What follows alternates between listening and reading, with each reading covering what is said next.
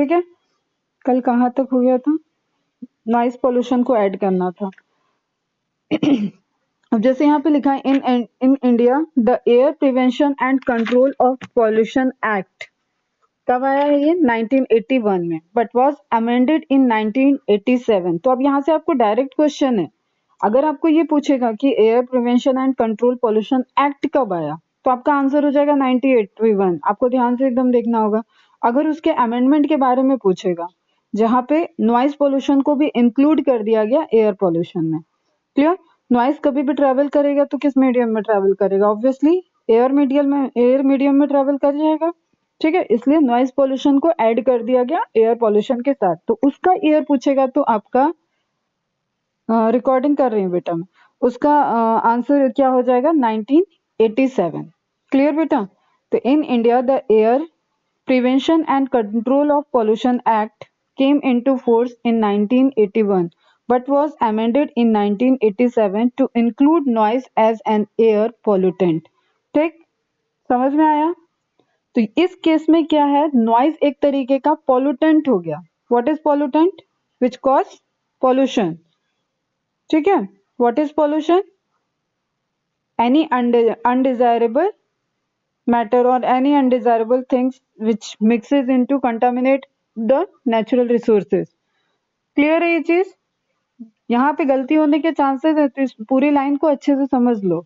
Noise pollution के लिए पूछेगा क्या रहेगा, नॉइज पोल्यूटेंट के लिए क्या रहेगा, ईयर पूछेगा तो क्या रहेगा, इस तरीके से यहाँ पे आपको फोकस रहना है। We have got used to associating loud sounds with pleasure and entertainment, not realizing that noise causes psychological and physiological disorder in humans। अब इसकी बात करें तो तुम लोग सब सोशली अवेयर हो इन सारी चीजों में कि हम क्या यहाँ पे क्या किस कॉन्टेक्स्ट में बात कर रहा है। अब जैसे जो सपोज हम तुम लोग के साइड में गणपति पूजा बहुत होती है, ठीक है। अब जगह जगह पंडाल वगैरह लग रहे हैं, या शादी ब्याह या जो भी चीज एक पार्टी ही चल रही है तो वहाँ म्यूजिक चलता है, उसका कितना लाउड रहता है, या व्हीकल्स के हॉकिंग की बात करो तो इन सब चीजों से जो नॉइज प्रोड्यूस हो रहे हैं।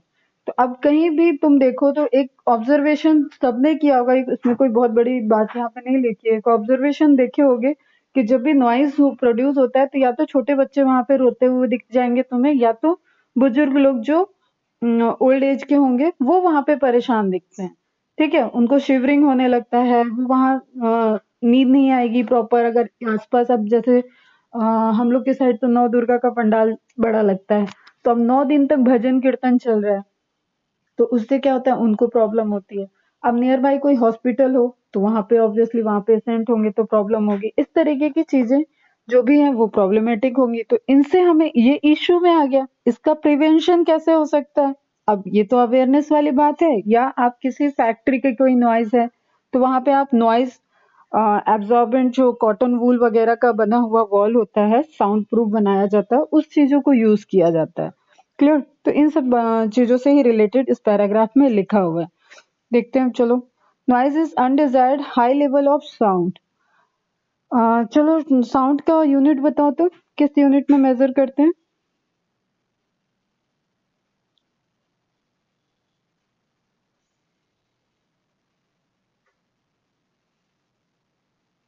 Hertz, decibel, hertz, decibel, both are correct. यहाँ हम लोग डेसिबल की बात करेंगे जब हम लिमिटेशन की बात करते हैं कि वो किस किस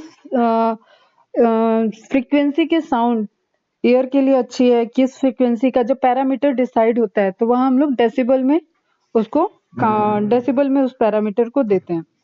क्लियर।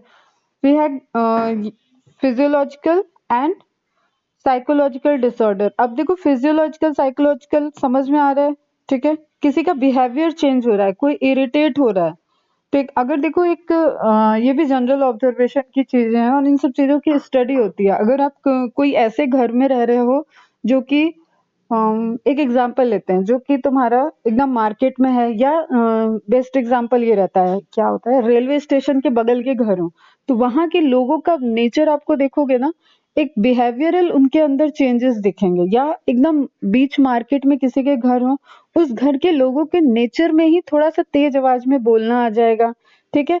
वो इरिटेट जल्दी होंगे, वो धीरे साउंड, अब उनका धीरे धीरे क्या होता है, उनके में क्रोनिक एक चेंजेस आ जाता है कि वो स्लो साउंड को सुन नहीं सकते, उनका ईयर उस तरीके के साउंड के लिए अडॉप्ट हो जाता है, बार बार उसी फ्रीक्वेंसी के वो साउंड सुनते हैं, तो वो धीरे साउंड को नहीं सुन पाएंगे। तो इस तरीके का उनके अंदर एक चेंज आ जाता है। अब बिहेवियरल कैसे हुआ, ये तो इंटरनली हो गया, फिर बिहेवियरल क्या हुआ, वो इरिटेट होने लगेंगे, ठीक है, गुस्सा उनको जल्दी आएगा, किसी भी बात पे वो रिएक्ट फास्ट करेंगे, तो इस तरीके के उनके अंदर बिहेवियरल इम्पैक्ट भी पड़ता है इसका। तो the bigger the city, the bigger the function, the greater the noise.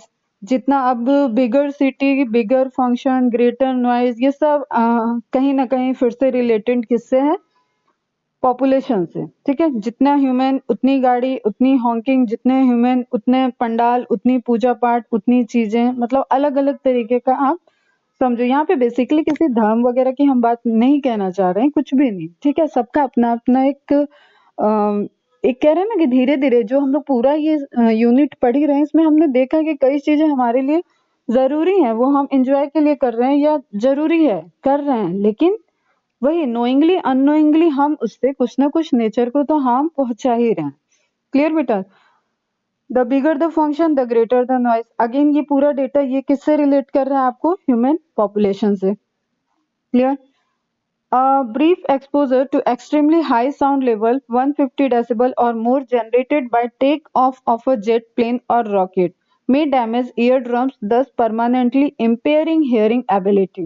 अब एक यहाँ पे एग्जांपल दे दिया कि जो सुपरसोनिक साउंड्स वगैरह होते हैं, अब ये कोई रॉकेट या कोई प्लेन वहां पे क्रॉस कर रहा है, या वहां से जैसे तुम लोगों ने टीवी वगैरह में भी देखा होगा कि कहीं पे अगर कोई ये तुम्हारा अभी चंद्रयान वगैरह का जो मूवी आया था उसमें भी देखोगे तो कोई एकदम बहुत पास से नहीं उन चीजों को देखता है, एक डिस्टेंस बनाते हैं, क्योंकि वहां पे बहुत तेज साउंड प्रोड्यूस होता है, ठीक है। अब छोटा सा एक एग्जांपल देखो कि जब प्लेन फ्लाई कर रहा है, ठीक है, टेक ऑफ कर रहा है, तो उस टाइम भी एक साउंड आता है। तो इन सब चीजों से आप नेचुरली क्या होता है, अपना हाथ हम लोग कान पे ले जाते हैं, थोड़ी देर के लिए बंद करते हैं। अभी अभी दिवाली बीती है, इतना रोक था कि पटाखे वगैरह नहीं लगाने हैं, लेकिन फिर भी बहुत जले। हमने नहीं सुने कि रात के 12-1 बजे तक तो आवाज आ रही थी। मैंने कहा जब इतना बैन है तब इतनी हिम्मत है सबकी, तो उसी तरीके से हो सकता है तुम में से भी कुछ ने जलाया हो। तो तुमने एक नेचुरल ऑब्जर्वेशन देखो, देखो science is all about the observation and curiosity. Natural observation देखो कि छोटा सा तुम अगर क्या बोले, वो छुरछुरिया जो होती है वो जलाओगे तो तुम बढ़िया एंजॉय, तुम्हारे फेशियल एक्सप्रेशन को जस्ट रीड करो, तुम एंजॉय करोगे उसको, ठीक है। जस्ट एक तुमने बड़ा सा बम लगाया या चटाई बम या वट एवर तुम लोग क्या कहते हो, उसको लगाया, तो तुम खुद वहां से भाग रहे हो, ठीक, खुद कान बंद कर रहे हो, वहां पे जो लोग हैं वो भी कान बंद कर रहे हैं, लेकिन वो उसको एंजॉय कर रहे हैं। तो आप एक्चुअली में क्या कर रहे हो, आप अपने ईयर को सेफ भी कर रहे हो, ठीक है, आप अपने कान को प्रोटेक्ट कर रहे हो, लेकिन आप उसको जलाओगे भी। तो एकदम बारीक सी चीजें होती है ये, हमारी बॉडी उसको चाह नहीं रही है लेकिन हम फिर भी करते हैं, तो उससे हम अपने आप को प्रिवेंट कर रहे हैं, ठीक है। कभी कभी तुम लोगों ने देखा होगा इधर गांव साइड में क्या होता है, एक बम रखे ग्रीन कलर का होता है, उसको हम लोग तो भैया लोग थे, मतलब कॉलोनी वगैरह में वो लोग जलाते थे। तो वो क्या करते थे, उसके ऊपर ये जो घड़ा वगैरह तुम लोग जानते हो ना, मिट्टी के घड़े मटके ये सब, तो उसको रख देते थे। तो वो जब जलता था ना, लिटरली मैंने तो एक ही बार सुना था उसको, वो इतना तेज आवाज किया था कि जो ये छतों पे कहीं कहीं वो होता है ना, चादरें लगी होती हैं लोहे वाली, ठीक, वो चादरें तक हिल गई थी, उड़ने लगी थी। मैंने कहा ये मैं तो बहुत छोटी थी उस टाइम, मेरे पापा ने भी काफी गुस्सा किया था, कॉलोनी के ही कुछ भैया लोग थे। तो लाइक इस तरीके की एक्टिविटी करते हैं और उससे नुकसान भी हो रहा है।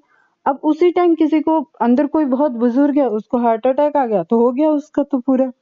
तो आपका एंजॉयमेंट कहाँ ले जा रहा है ये किसी को मतलब पता नहीं चल रहा है, लेकिन धीरे धीरे, और पता भी है तो अवॉइड करते हैं कि इससे क्या ही हो जाएगा। जैसे अभी नॉर्मली मास्क की बात करो, मास्क लगाना अब भारी हो रहा है लोगों को, इंटरव्यू अगर दिखा दे न्यूज चैनल पे तो आधे से ज्यादा उसमें हंसते हुए मिलेंगे, हाँ हाँ अभी ही निकाला था, अभी ही हटाया था, इस तरीके की बातें। लेकिन उससे वो लगा इसलिए रहे हैं क्योंकि फाइन लग जाएगा। आप अंदर से सोचो कि वो आपको क्यों लगाना है, तो आप ऑब्वियसली लगाओगे उसे। ठीक है, तो जस्ट बिकॉज ऑफ हम अपना एंटरटेनमेंट के लिए काफी ज्यादा नॉइस प्रोड्यूस जो कर रहे हैं, उस वो भी एक तरीके का इन्वायरमेंटल इश्यूज में आ जाता है। Even chronic exposure to a relatively lower noise level of cities में permanently damage hearing abilities of humans. धीरे धीरे जैसे अब ये क्रोनिक क्या हो गया, जैसे इसका भी एक बेस्ट एग्जांपल देते हैं। अब तुम लोग एकदम इधर बीच काफी हैबिचुअल हुए होगे, ये एग्जांपल तो तुम लोग पे भी अप्लाई कर सकते हो। हैबिचुअल हो गए लेक्चर वगैरह सुनने के लिए, तो तुम ईयरफोन का यूज कर रहे होगे। ठीक है, सभी यूज कर रहे होगे, मैक्सिमम ईयरफोन यूज करते हो कि बाहर से डिस्टरबेंस ना हो, लेकिन this is not the good way. एकदम सही चीज नहीं है कि आप इस तरीके से फोन को यूज करें। ईयरफोन जितना कम से कम यूज करना चाहिए, क्योंकि ईयरफोन जब हम यूज कर रहे हैं तो हमारे सीधे वो ईयर ड्रम पे वॉइस जाती है। ठीक है, तो धीरे कभी कभी तुम इसको भी ऑब्जर्व करो कि अगर तुम जैसे एक एप्लीकेशन देखो मोबाइल में, जब आप वॉल्यूम हाई करते हो तो before going to higher level एक वार्निंग आती है। देखा है तुम लोगों ने, ऑब्जर्व किया है, वार्निंग आती है।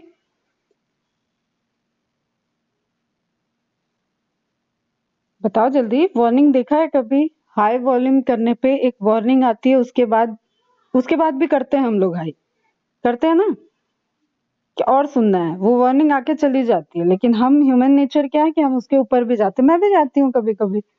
ठीक, लेकिन वो वार्निंग क्यों दी गई है? वो वार्निंग इसलिए दी गई है कि इसके ऊपर का आपको साउंड नहीं सुनना चाहिए, that is not good for your health.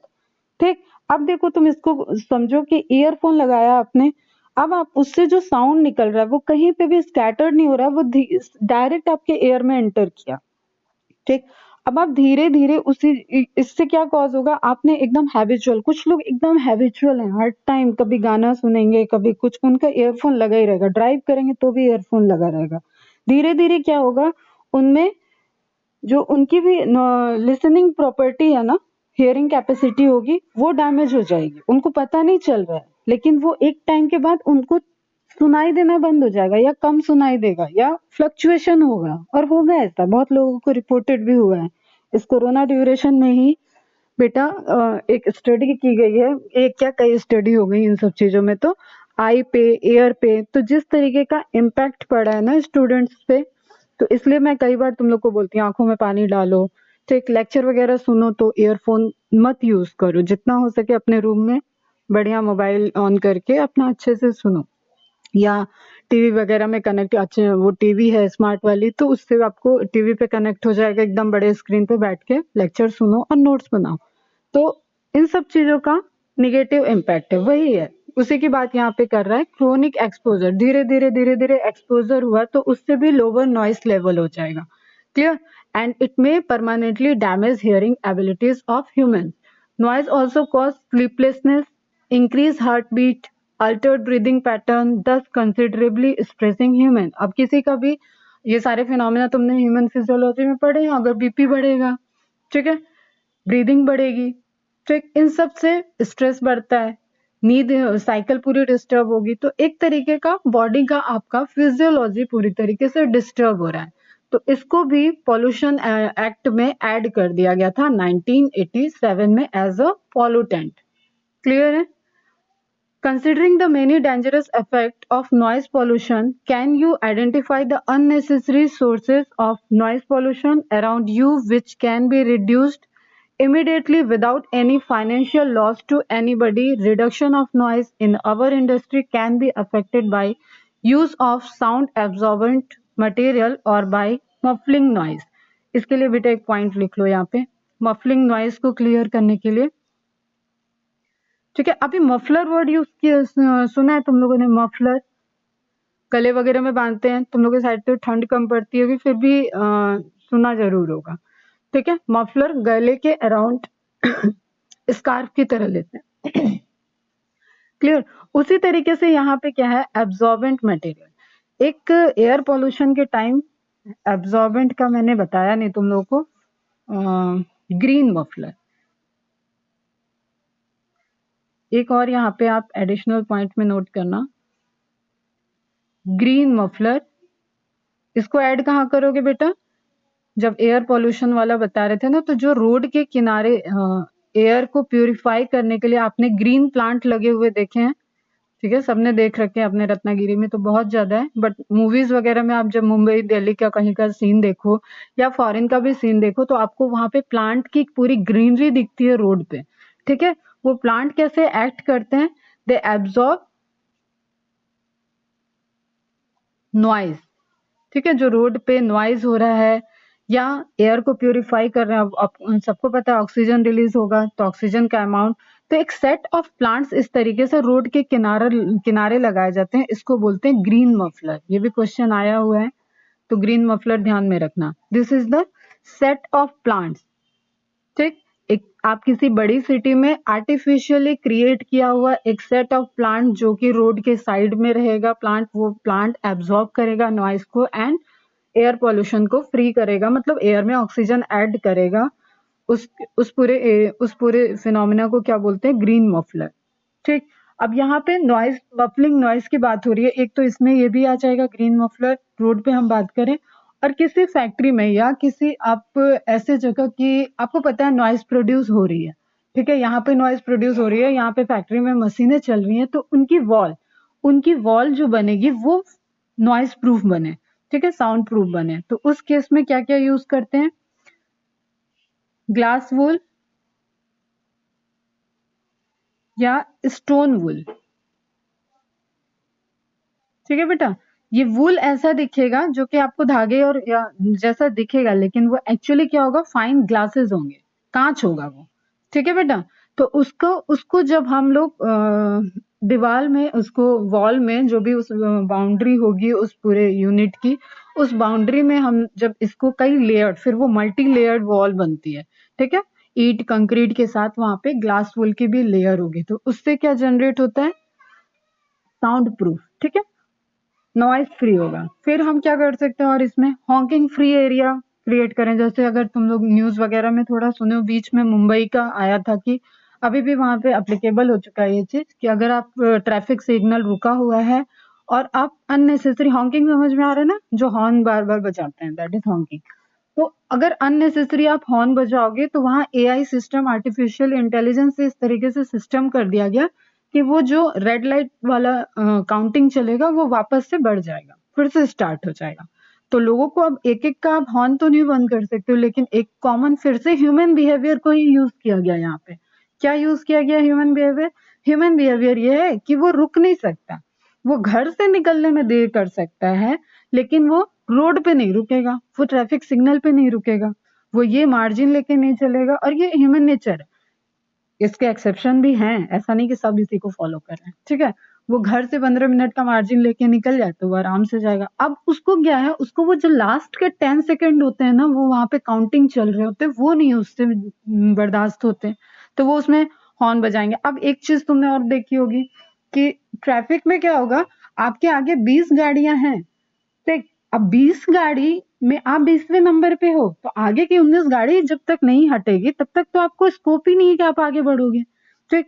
अब सामने फर्स्ट सिग्नल का वेट कर रही है, वो तो सिग्नल के वेट करके रुकी हुई है, पीछे वाले इस तरीके से हॉर्न बजाते हैं जैसे बस वो हट जाए और हम उड़ जाएंगे, ठीक है, इस तरीके का बिहेवियर शो करते हैं। तो अननेसेसरी वहां पे हॉकिंग होती है, तो हम हॉकिंग से रिलेटेड कोई भी रूल निकाल के इसको रिड्यूस कर सकते हैं।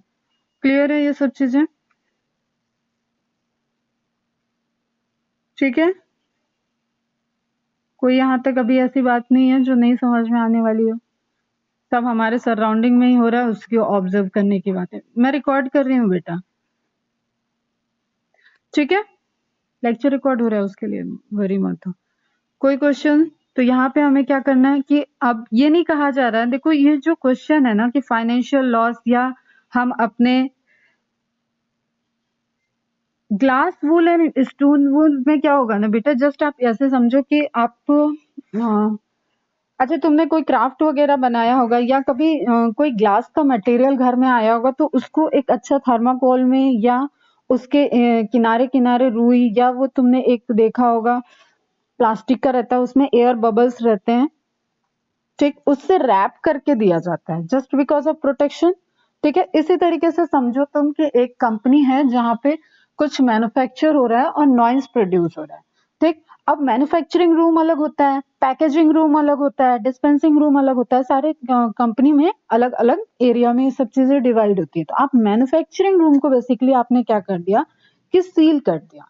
ठीक है, या पैकेजिंग रूम को भी आपने सील कर दिया जहाँ पे पैकिंग मशीन चल रही है। सील इन द केस वहां का जो कंस्ट्रक्शन होगा ना, वहां का जो आर्किटेक्चर है, जो कंस्ट्रक्ट करेगा उस बिल्डिंग को, वो उसकी वॉल में, जैसे हम लोग के घरों में वॉल है, तो उस वॉल में वो कॉटन वूल की एक लेयर लगाएगा, glass wool, sorry cotton wool की नहीं, ग्लास वूल की एक लेयर लगाएगा। स्टोन वूल, कॉटन इसको बोलेंगे, मतलब जो स्टोन से बने हो, छोटे छोटे उसमें स्टोन के थ्रेड्स हो, ठीक है, उसमें ग्लास के थ्रेड्स हो, इस तरीके के वूल बनते हैं।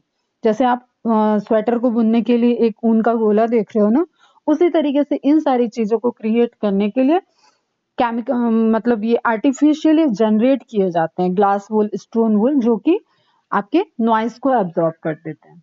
जैसे एक वो तो डिफरेंट मैटर हो जाएगा, जहाँ पे आपने कभी ईयर टेस्ट वगैरह कराने गए हो, तो वो रूम भी पूरा क्या होता है, साउंड प्रूफ होता है। ठीक, आपसे जो भी इंस्ट्रक्टर होगा वो उस साइड बीच में कांच होगा, उसके थ्रू वो आपको इंस्ट्रक्ट देगा कि आपको क्या क्या बोलना है, क्या करना है। तो उसको फिर वो चेक करते हैं, नहीं आपको कितना सुनाई दे रहा है, वो उस साइड से आवाज करेगा आपको कितना सुनाई दे रहा है। तो ये सब चीजें अलग अलग तरीके के पैरामीटर से क्रिएट की जाती हैं। तो उसी में ये एक पॉइंट है। ठीक, अब ये जो बोल रहा है फाइनेंशियल लॉस टू एनीबॉडी, ये नहीं कह रहा है कि किसी को अपना, अब भैया साले लोग गाड़ी छोड़ के बैलगाड़ी में चलने लगे या सभी पैदल चलने लगो, इस तरीके की चीजों की बात नहीं हो रही है। एनवायरमेंटल इश्यूज में ह्यूमन के कंफर्ट का ध्यान रखा जाता है, क्योंकि एक ह्यूमन ही होगा, एक ह्यूमन की चेन ही है जो कि इन सारे लॉ को बनाएगी, तो ऑब्वियसली वो कंफर्ट का तो ध्यान रखेंगे ही। क्लियर बेटा? तो अब वहां पे क्या होता है कि वो एक रूल बना देंगे। जैसे तुम लोगों ने एक और सुना होगा कि दिल्ली में आया था ऑड इवन का रूल। ठीक, एक दिन ऑड नंबर की कार निकल सकती है, एक दिन इवन नंबर की कार निकल सकती है। तो अब ऑब्वियसली 100 है टोटल नंबर ऑफ कार, अगर जस्ट सपोज, तो वो एक दिन में अपने आप नंबर उनका क्या हो जाएगा, हाफ। ठीक, लेकिन हमारे यहाँ क्या, हमारे कंट्री में बेटा ना, रूल निकालना, सोचो समझो निकालो, और उसको इम्प्लीमेंट जब करने जाते हैं, तो हम इंडियंस बहुत मस्त मौला टाइप के हैं। हमें एक्चुअली में फ्यूचर की टेंशन कम होती है, हम प्रेजेंट में ही मस्त है, आज का दिन हमारा अच्छा बीत गया, दैट्स गुड, इतने से हम खुश हो जाते हैं। तो उस केस में क्या होता है कि ये सारी चीजें इम्प्लीमेंट नहीं हो पाती हैं, कोई ना कोई फिर इश्यूज आते हैं और उनमें चेंजेस आ जाते हैं। तो these are included into environmental issue, कि आप किस तरीके से, अभी एक जनरल सा आप एक ऑब्जर्वेशन देखो कि कोई एक घर में नंबर ऑफ पीपल 5 हो और उनके घर में गाड़ियों की संख्या 8 हो, जस्ट बिकॉज ऑफ उनके शौक को पूरा करना है, उनको कहीं जाना है तो उनकी दूसरी गाड़ी निकलेगी, अलग अलग निकलेंगे, सब एक गाड़ी में नहीं जा सकते हैं, सब अलग अलग निकलेंगे। तो these are like misuse type का। क्लियर? इसमें सबका अपना पर्सनल नजरिया है, बट ये कहीं ना कहीं हम इम्पैक्ट तो कर ही रहे हैं चीजों को।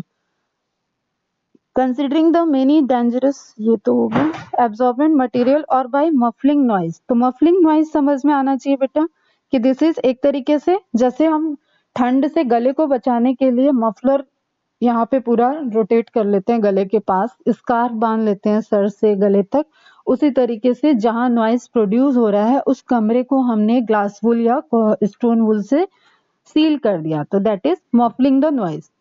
Stringent following of laws laid down in the relation to noise, like delimitation of horn-free zones around the hospital and school। अब ये भी तुम्हारा एक जनरल है कि जब भी स्कूल और हॉस्पिटल के पास तुम साइन देखोगे, कुछ इस तरीके से साइन रहता है वहां पे, नो हॉर्न, ठीक है, इस तरीके के बोर्ड लगे रहते हैं। ठीक, तो नॉन हॉर्न फ्री जोन्स हो जाते हैं वो। Permissible sound level of cracker and of loudspeaker, timing after which loudspeaker cannot be played, extra need to be enforced to protect ourselves from noise pollution। अब ये सब भी रूल तुम लोगों ने सुने ही होंगे कि जनरल रूल कुछ रहते हैं कि अलग अलग सिटी के हो जाते हैं कहीं कहीं पे, लेकिन कितने ज्यादा फॉलो होते हैं? क्या ऐसा है कि सब जगह फॉलो होते हैं? 10 बजे के बाद कहीं शादियां नहीं होती, कहीं गाने नहीं बज रहे हैं, ऐसा नहीं है, सबको सब दिख रहा है। ठीक है, तो हर एक रूल के तोड़ हमारे यहाँ हाजिर हैं। तो जस्ट फिर वही बात है, अपने शौक के लिए, अपने एंजॉयमेंट के लिए हम लोग करते हैं। मैं भी इसमें पार्टिसिपेट करती हूँ। मैं भी कहीं जाऊंगी तो ऑब्वियसली अगर डांस वगैरह हो रहा होगा तो डीजे को एंजॉय करूंगे। कोई ऐसा तो है नहीं कि कोई जाएगा तो बोरिंग सी पार्टी करेगा। तो वो सब चीजें एक लेवल तक सब कुछ ठीक है, बट जहाँ वो लेवल क्रॉस होता है और आप रूल तोड़ते हो तो वो कहीं ना कहीं ऐसा नहीं है कि कोई आपकी खुशियाँ या आपके एन्जॉयमेंट को तोड़ रहा है, उसका कुछ रूल एंड रेगुलेशन है और उससे कुछ लॉस हो रहा है, इसलिए वो सारे रूल बने हुए हैं। ठीक है, तो ये जनरल सी बातें होंगी। अब यहाँ पे एक केस लिया हुआ है, controlling vehicular air pollution a case. Delhi का एक एयर पॉल्यूशन का केस दिया हुआ है। उसके पहले थोड़ा सा नॉइज से रिलेटेड और डेटा को नोट डाउन कर लो।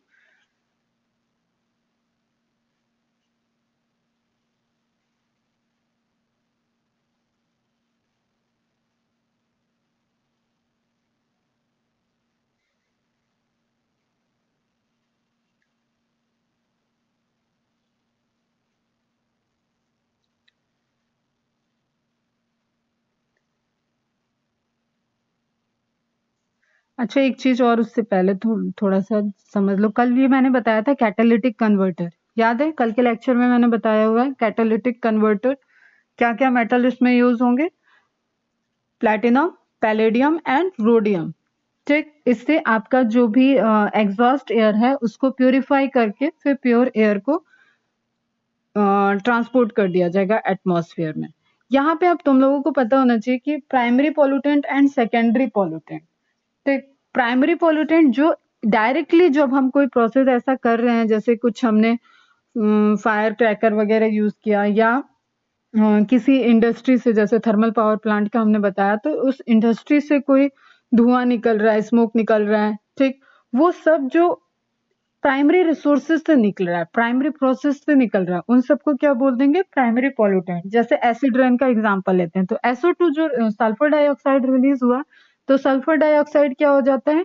Primary pollutant. लेकिन जब वो एयर में प्रेजेंट है और रेन हैवी रेन हुआ, वाटर से वो मिक्स हुआ और वो H2SO4 में कन्वर्ट हो गया, ठीक है? या नाइट्रिक एसिड्स, नाइट्रेट्स के नाइट्रोजन ऑक्साइड, ये तुम्हारा कन्वर्ट हो गया नाइट्रिक एसिड्स वगैरह में, ठीक है, just because of reacting of water. एक एटमॉस्फेयर में रिलीज होने के बाद अगर उसने रिएक्ट किया और कन्वर्ट हुआ तो वो क्या हो गया? Secondary pollutant. ठीक है, तो सिंपल सा जानते भी होगे हो सकता है ये चीजें। तो primary pollutant, when primary pollutant releases into atmosphere, तो एटमॉस्फेयर उसके लिए एक रिएक्टिंग मीडियम की तरह वर्क करे। बस इसका फंडा समझ लो, रिएक्टिंग मीडियम की तरह एटमॉस्फेयर प्रेजेंट करे और फिर से उसमें कुछ रिएक्शन हो जो कि अगेन पॉल्यूटेंट बना रहा। उस तरीके के पॉल्यूशन को या उस तरीके के पॉल्यूटेंट को हम क्या बोलेंगे? सेकेंडरी पॉल्यूशन या सेकेंडरी पॉल्यूटेंट। तो तुम्हारी ये जो ओजोन आ गया, और एक तुम लोगों ने सुना होगा पैन। पैन सुना है? पैन को नोट भी कर लेना, इसका फुल फॉर्म होता है परऑक्सी एसिटाइल नाइट्रेट। ठीक, जो कल के लेक्चर में मैंने कोहरा वर्ड लिया था ना, स्मॉग, स्मॉग का फॉर्मेशन। दिल्ली में स्मोक की प्रॉब्लम नहीं है, दिल्ली में स्मॉग फॉर्मेशन की प्रॉब्लम है। ठीक है, वहां पे ठंड में अभी इसी में एक और एडिशनल वो ऐड हो जाता है, जब कोहरा, धुंध पड़ने लगती है, फॉग पड़ने लगता है नेचुरल, तो वो जब इसमें मिक्स होता है तो वो ज्यादा ही, वो इससे भी ज्यादा उनके लिए डेंजरस हो जाता है। ठीक है, तो ये कुछ एक पॉइंट आप नोट डाउन कर लेना। ठीक, अब इस स्लाइड में आपको ओजोन का फॉर्मेशन दिख रहा है। ओजोन की क्या प्रॉपर्टी होती है मैंने पहले भी बताया। ओजोन जब ट्रोपोस्फियर में होगा तो ओजोन कैसे बिहेव करेगा, एंड जब स्ट्रेटोस्फियर में होगा तो ओजोन कैसे बिहेव करेगी। ओजोन की प्रॉपर्टी बता बेटा फास्ट।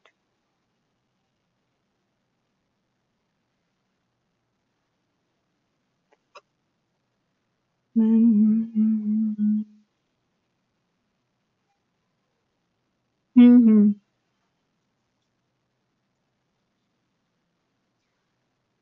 बताओ बेटा, सुन रहे हो? सो गए हो सब? अमृत, अंकिता, दिव्या, कशिश, कौशिक, खुशी, मैथिली। ओजोन की कोई प्रॉपर्टी याद है? ओजोन यहाँ पे क्या रोल प्ले करेगा? ओजोन क्या है हमारे लिए? हेल्पफुल है या हार्मफुल है? रोनाल बेटा।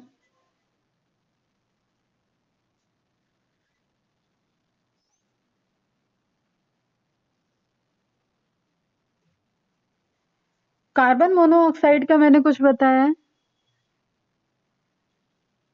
कार्बन मोनोऑक्साइड की बाइंडिंग एफिशिएंसी हीमोग्लोबिन के साथ कंपेयर टू ऑक्सीजन क्या होती है?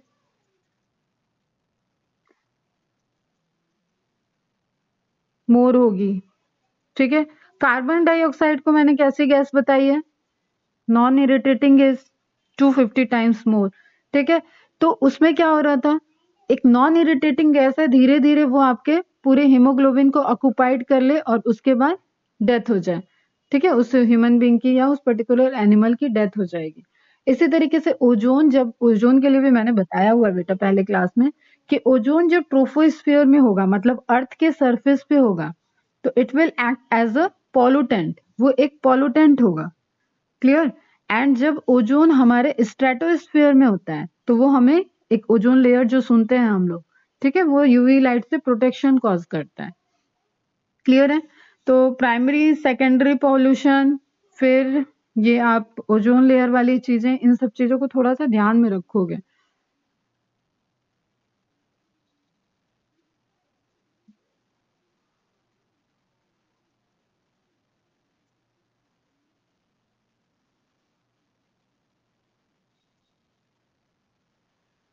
तो एक ये वाला इमेज से आप देख सकते हो, यहाँ पे देखो आपको नाइट्रेट ऑक्साइड वगैरह रिलीज होते हुए दिख रहा है। ठीक, पॉल्यूटेंट प्रेजेंट है एंड फिर वो कन्वर्ट हो रहे हैं। तो O3 और पैन, H2SO4, नाइट्रिक एसिड, ये सब किस में आते हैं?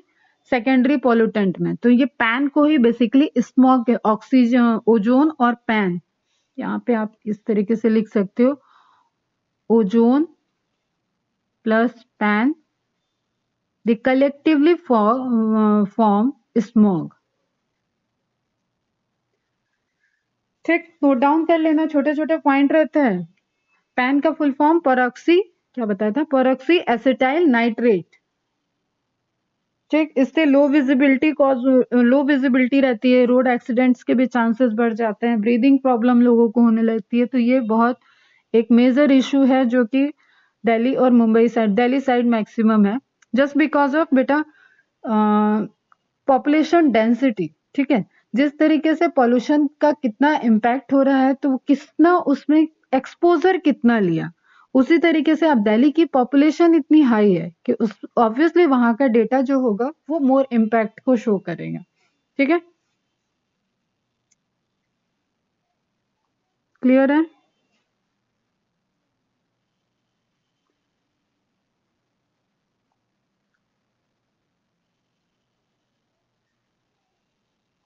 फोटोकेमिकल स्मॉग, अब यहाँ पे आप इमेज में देख सकते हो, दोनों में काफी चेंज। एक ही जो एक इमेज ली हुई है, लेफ्ट साइड स्मॉग दिख रहा है उसमें एंड राइट साइड आपको क्लीन एटमॉस्फेयर दिख रहा है। तो एक चेंज दिख रहा है आपको क्लियरली। ठीक, ये आज सुबह ही मैंने एक आर्टिकल का स्क्रीनशॉट लिया, return of Delhi smog even more life threatening with Covid. Delhi में कोविड, देखो कोरोना की वजह से क्या एक फायदा हुआ था, जो पॉल्यूशन बहुत, ये एयर पॉल्यूशन बहुत ज्यादा कम हो गया था, वाटर पॉल्यूशन बहुत कम हो गया था, बहुत चीजों में पॉजिटिव इम्पैक्ट भी हुए थे। ठीक है, लेकिन धीरे धीरे वो सारा लेवल फिर से दिल्ली वगैरह में बढ़ने लगा है। और इवन अभी कोविड का भी रेट वहां पे हाई होता जा रहा है, फिर से वहां पे थर्ड पीक आई है। और उसके बाद अब यहाँ पे जो ये फॉग एंटर कर रहा है, मतलब ये जो ठंड का मौसम आ रहा है, उसकी वजह से ये और भी ज्यादा लाइफ थ्रेटनिंग हो जाएगा। तो एक स्टडी इसको शो कर रहा है। फिर कुछ आप नॉइज पोल्यूशन से रिलेटेड पैरामीटर नोट डाउन कर लोगे।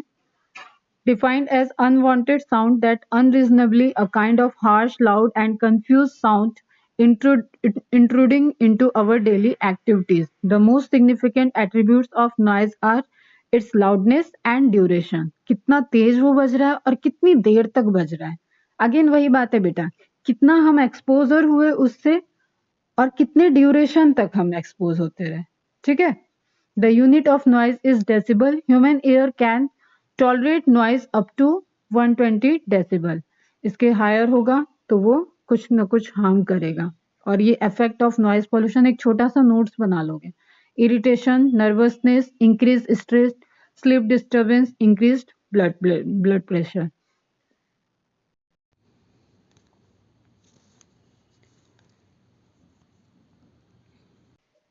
To provide for the prevention, control and abatement of air pollution, to provide for the establishment of central and state boards, to lay down the standard to maintain the quality of air। इन सब चीजों के लिए ये act आया था। इसी में 1987 में 86 में ऐड हो गया था pollution noise act.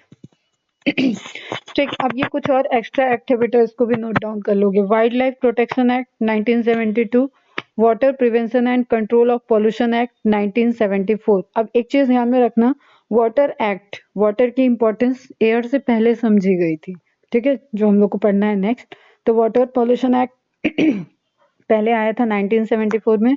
Water prevention and control of prevention cess act 1977, the Forest Conservation Act 1980, Air Prevention and Control of Pollution Act 1981, the Environment Protection Act 1986। ये सारे एक्ट नोट डाउन कर लोगे।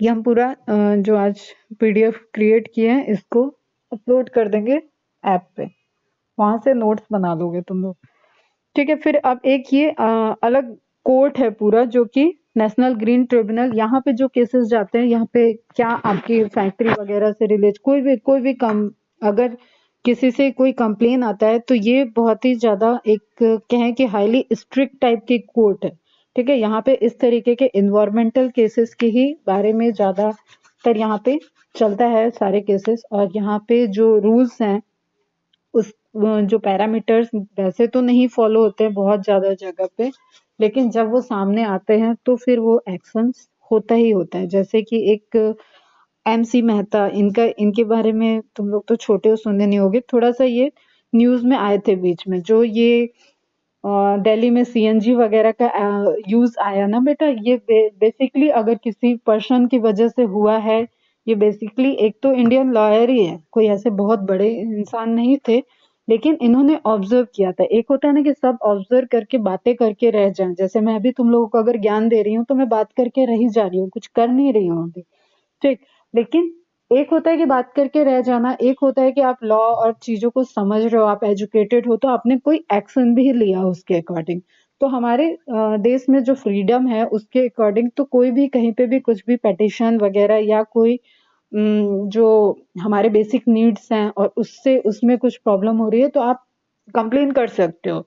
इसी तरीके का इन्होंने स्टेप लिया था। तो एमसी मेहता इम्पोर्टेंट है बेटा, फिर इनको काफी ज्यादा अवार्ड वगैरह भी मिला। बेसिकली जो ये सीएनजी वाली चीजें आई हैं दिल्ली में, वहां पे इन्होंने जो दिया था पिटिशन वगैरह, उससे जो ये केस वगैरह जीते और जब रूल आया तो काफी ज्यादा गवर्नमेंट्स को प्रॉब्लम हुई, लेकिन एट द एंड सारी चीज जब सुप्रीम कोर्ट से कोई रूल आता है तो उसको धीरे धीरे अप्लीकेबल करना ही होता है। तो काफी ज्यादा, क्योंकि चीज चेंज होती है, ठीक है। और जब चेंज होती है तो उसमें कॉस्ट लगता है, समझो बस चीजों को, हर चीज पढ़ाई के लिए जरूरी नहीं होती है।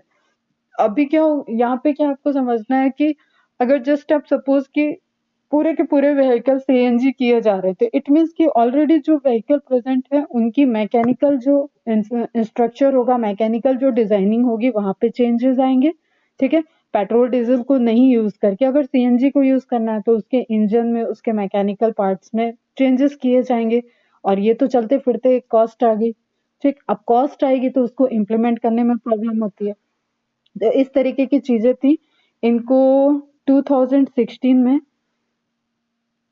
पद्मश्री अवार्ड दिया गया था,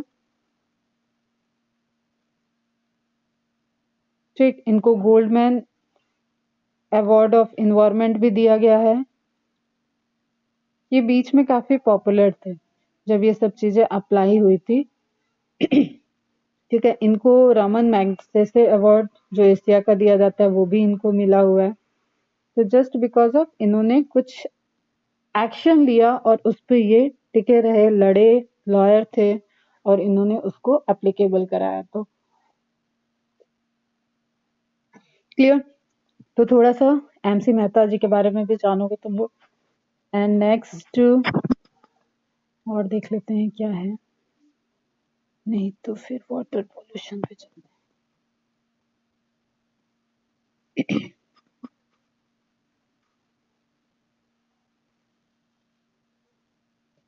ठीक है, वेहिकुलर जो वहां पे एग्जांपल दिया हुआ है ना दिल्ली वाला, उसी के अंदर है ये सारी चीजें। Against vehicular pollution in India the Supreme Court delivered a landmark judgment. Landmark judgment देखो बेटा, ऐसे ही जजमेंट के पास लगा होता है लैंडमार्क वर्क, जो कि एक मिसाल कोई कायम कर दे और जो कि एक कहते हैं ना कि पैरामीटर सेट हो जाए। क्लियर। तो it's a kind of landmark judgment. ये 1984 के करीब इन्होंने विजिट किया था ताजमहल को, और फिर वो ताजमहल का तुम लोग को पता होगा कि ताजमहल का पॉल्यूशन एसिड रेन का उस पर इम्पैक्ट है, येलोइश कलर होता जा रहा है उसका। तो उन सब चीजों को ऑब्जर्व करके इन्होंने वहां से स्टार्ट किया था और 1992 में ये जजमेंट आया था। क्लियर। बहुत ज्यादा इसके बारे में और नहीं जानने की जरूरत है, इतना काफी है, एक बार पढ़ लेना इसको। फिर अब एक तुम लोग वर्ड सुनते होगे, पीयूसी सर्टिफिकेट, सुना होगा पीयूसी सर्टिफिकेट। तो एक पैरामीटर सेट है। अब जैसे यहाँ पे देखने की कोशिश करो, आई थिंक ये विजिबल होगा। यहाँ पे CO, SC, CO2, ऑक्सीजन, इस तरीके के लेवल दिए हुए हैं। O3 होगा ये, ठीक है। तो कार्बन मोनोऑक्साइड, हाइड्रोकार्बन, इन सब चीजों का कैसा लेवल रिलीज हो रहा है आपके जो फ्यूल कंबशन हो रहा है, जो इंजन में फ्यूल यूज हो रहा है, आपके व्हीकल में यूज हो रहा है, उसके बाद जो स्मोक निकल रहा है उसमें इनका कंपोजिशन कितना है, ठीक, उस रेंज को कैलकुलेट करते हैं। तो आपको अगर पीयूसी सर्टिफिकेट अब कंपलसरी हो चुका है, पीयूसी सर्टिफिकेट नहीं है, आप पीयूसी रेंज में नहीं आ रहे हैं, तो आपके व्हीकल को एक नोटिस जाएगी, और उस नोटिस के अकॉर्डिंग या तो आप उसको रिपेयर करा लो, या तो आप उसको फिर बैन हो जाता है, वो व्हीकल ऑन रोड नहीं आ सकता है। तो पीयूसी सर्टिफिकेट भी ध्यान में रखना, ठीक। ये सब आपको काम आएगा, कोई सब्जेक्टिव क्वेश्चन में आप ये सब मेंशन करोगे तो वहां पे भी आपको यूज आएगा। तो पीयूसी सर्टिफिकेट हो गया। देन इसी में अभी मैं यहाँ से ही कवर कर दे रही हूँ पहले स्लाइड से, फिर हम लोग एनसीईआरटी के पॉइंट देखेंगे। ठीक है। अब कुछ एक्ट अगेन, हाँ, कि कुछ जैसे भारत में यूज होने वाला ये एक्ट था 6, ठीक, ये अभी 1 अप्रैल से एप्लीकेबल होना था, हो भी चुका है applicable, will be implemented from April 1। तो ये एप्लीकेबल हो चुका है। इसके पहले जो इंडिया में था ना जो एक्ट, ये इस तरीके से एक्ट नहीं है, ये बेसिकली क्या है, एक डिजाइन है, व्हीकल का डिजाइन, कि वो किस तरीके से किस उसमें आएगा। तो इसको बेसिकली यूरो में यूरोपियन उसमें मेजर करते हैं, तो वहां पे 6 आ चुका था और इंडिया में 4 चल रहा था। तो 5 को ड्रॉप करके डायरेक्ट इंडिया में 6 को लाया गया। 2070 में 4 था, एंड देन डायरेक्ट से 5 वाला कोई कंपोजिशन इंडिया में नहीं आया है, और व्हीकल डायरेक्ट चले गए भारत BS6 में, ठीक है, जिसमें अगेन काफी ज्यादा फिर से वही मैकेनिकल जो उनका अंदर का कंस्ट्रक्शन है, जो उनके व्हीकल्स में मैकेनिकल पार्ट है, इंजन के पार्ट है, उन सब चीजों में चेंजेस करना हो गया। लेकिन इससे क्या होता है, पॉल्यूटेंट का लेवल, उसमें पॉल्यूटेंट का लेवल काफी डिक्रीज होता जा रहा है। ठीक है, जैसे आप इसमें नहीं, ये वाले ग्राफ में देखो,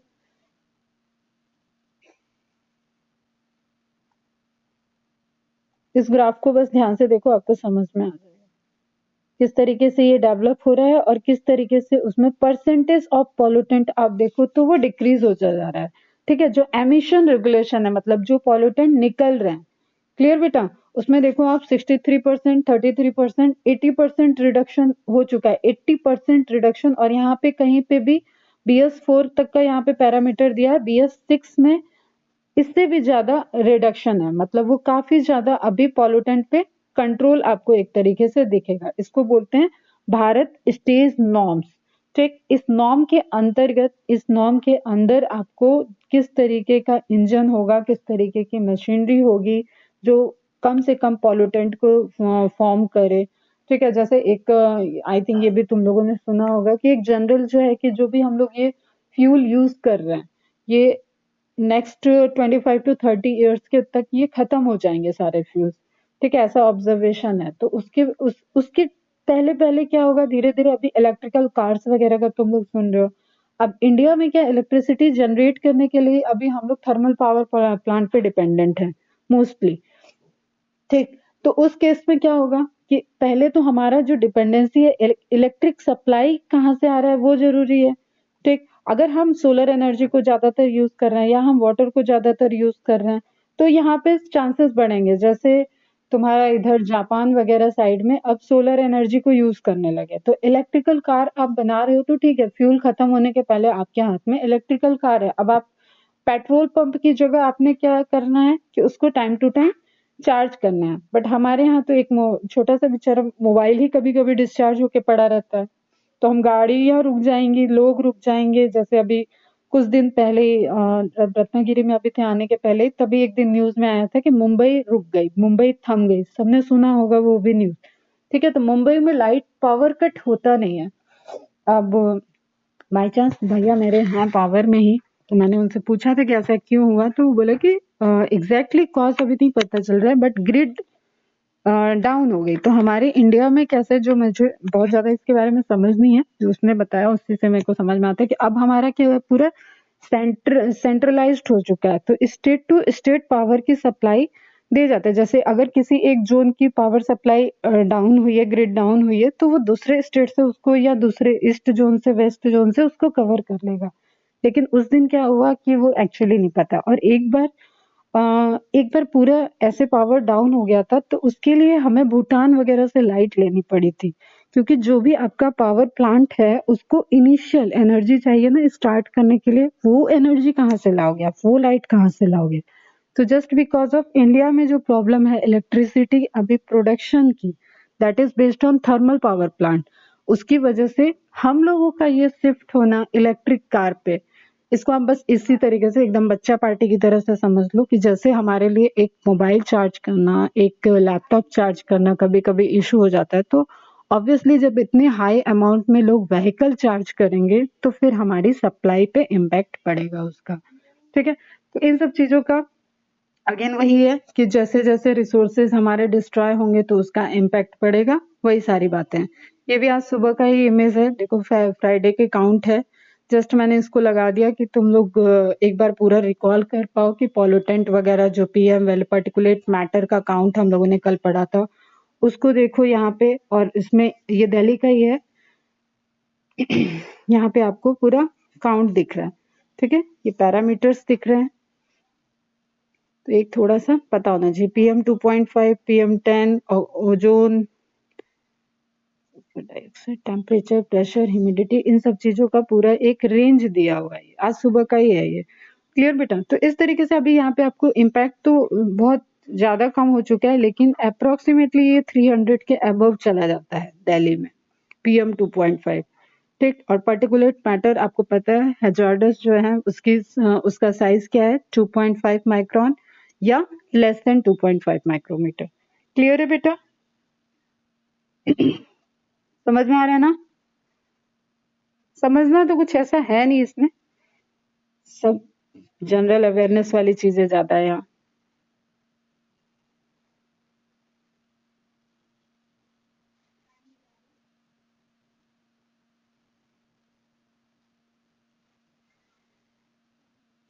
ठीक है, वापस से एनसीईआरटी पे देख लेते हैं वो केस स्टडी के लिए क्या कह रहा है। टाइम कितना हो रहा है? 10:30।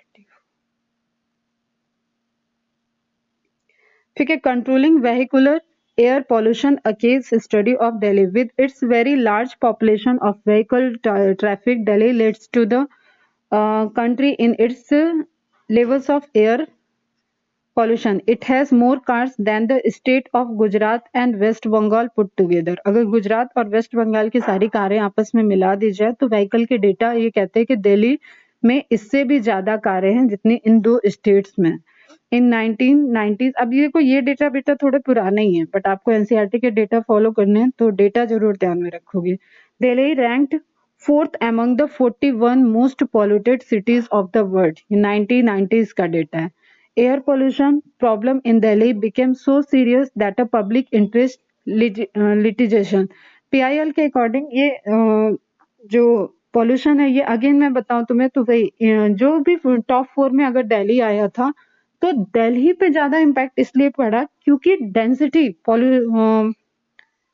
पॉपुलेशन डेंसिटी दिल्ली की उन कंपेयर टू जो टॉप 5 में थे, लंदन वगैरह थे शायद उसमें, ठीक है, तो पॉपुलेशन डेंसिटी दिल्ली की हाई थी। Just because of high population density Delhi में इम्पैक्ट इसका ज्यादा दिखा था। Was filed in the Supreme court, ये जो हम एमसी मेहता जी की कहानी बता रहे थे वही है ये। After being censored very strongly by the Supreme Court under its directives, the government was asked to take within a specified time period appropriate measures, including switching over the entire fleet of public transport, that is buses, from diesel to compressed natural gas. Clear बेटा?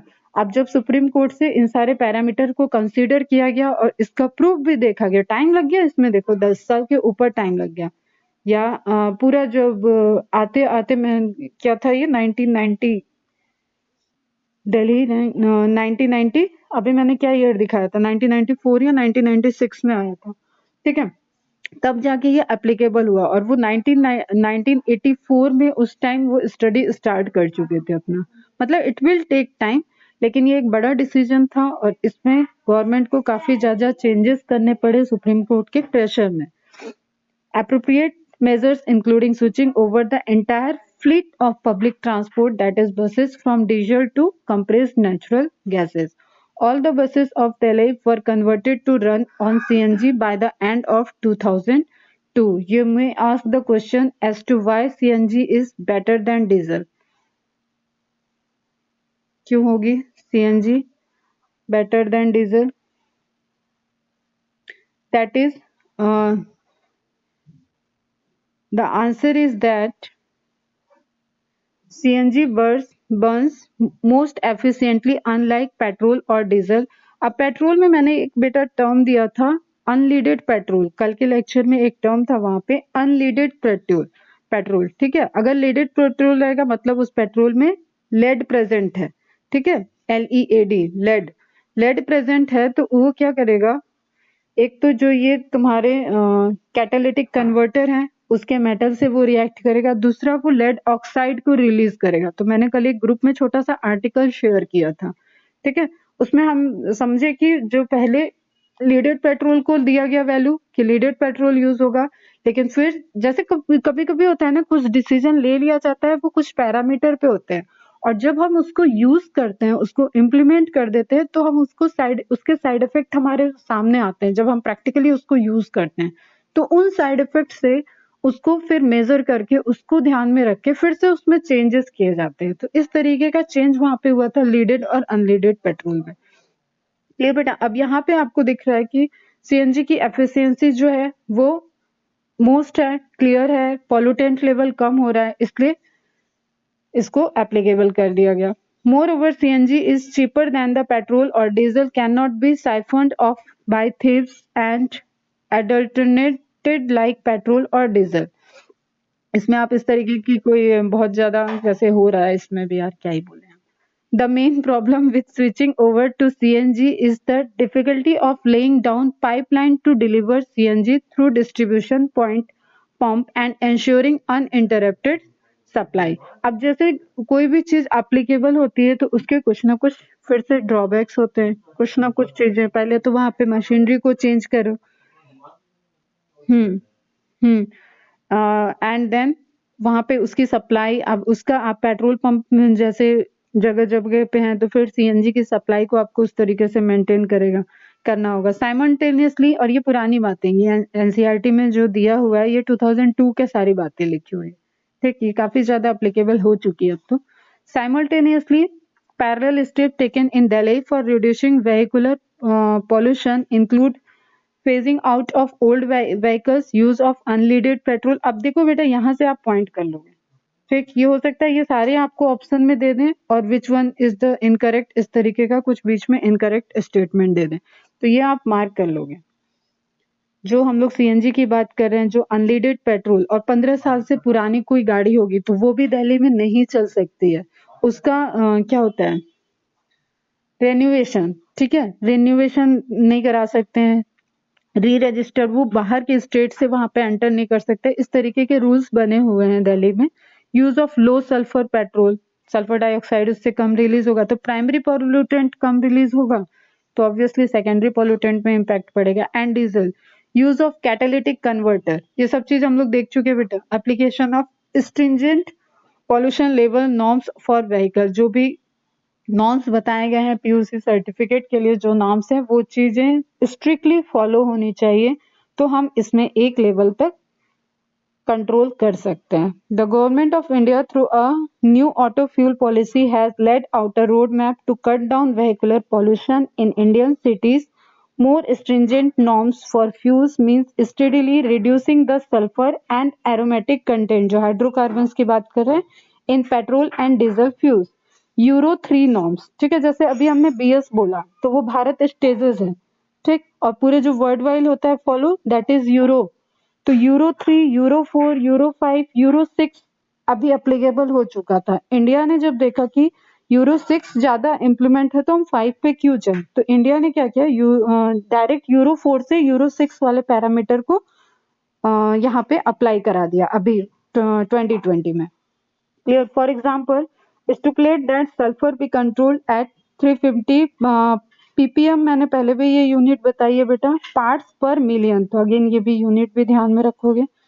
इन diesel and 150 ppm in petrol, तो sulphur का कितना sulphur containing, अगर जो ये यहाँ पे दिखा हुआ था ना लो सल्फर पेट्रोल, तो उसकी भी एक रेंज दी गई है। ये सारे नॉर्म्स उसमें है बेटा प्रेजेंट।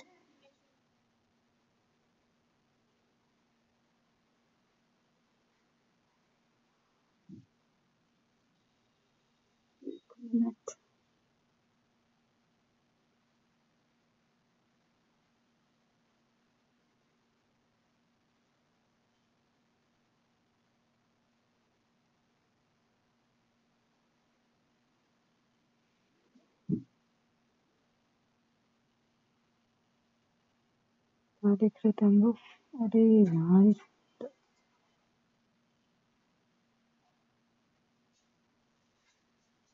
एनसीईआरटी में इस सारे पॉइंट को बेटा अच्छे से मार्क कर लोगे, जो ये डेटा दिए हुए हैं।